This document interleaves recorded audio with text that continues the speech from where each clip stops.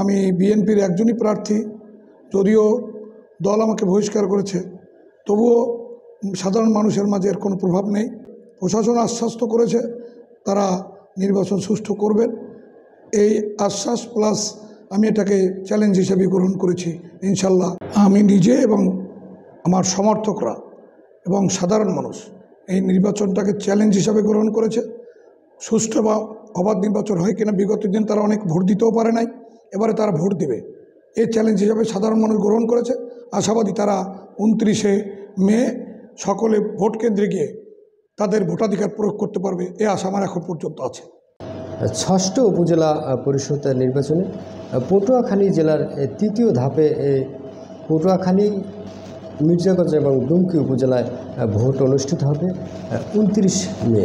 তা আমি এখন এসেছি পটুয়াখালী জেলার মির্জাগঞ্জ উপজেলায়।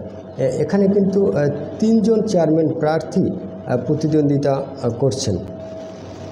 এরই মধ্যে একজন প্রার্থী বিএনপির, তিনি কিন্তু এই মির্জাগঞ্জ উপজেলার বিএনপির সাবেক সভাপতি ছিলেন।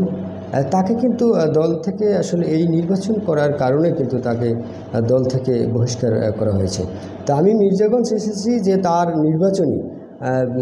নির্বাচনী যে ভোটের যে খবর নিয়ে আমি এসেছি। আশরাফ হাওলাদার তিনি কিন্তু আনারস মার্কা প্রতীক নিয়ে এই প্রতিদ্বন্দ্বিতা করছেন। তো চলুন আমরা তার মুখ থেকে শুনব। বিসমিল্লাহির রহমানির রহিম।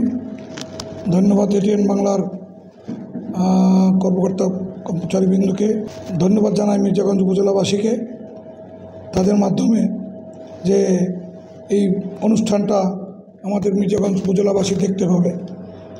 আমি আলহাজ মোহাম্মদ আশরাফ আলী হাওলাদার, আমি বিএনপির সাবেক সভাপতি ছিলাম।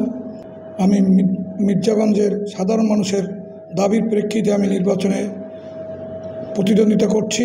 আমার মার্কা আনারস। আমাকে নির্বাচনে প্রতিদ্বন্দ্বিতা করার কারণে দল থেকে বহিষ্কার করেছে, যেটার প্রভাব নেতাকর্মীদের মাঝে কোনোটাই পড়ে নাই এবং এমনকি জনসাধারণের মাঝেও পড়ে নাই।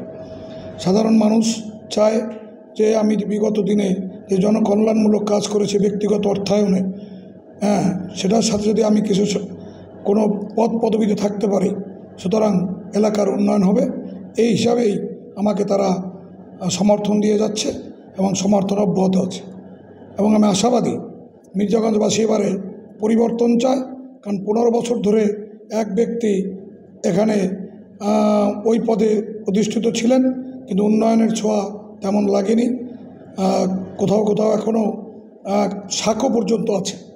সুতরাং তারা পরিবর্তন চায় এবং পরিবর্তনের লক্ষ্যেই আমি আশাবাদী আমি শতভাগ বিজয়ী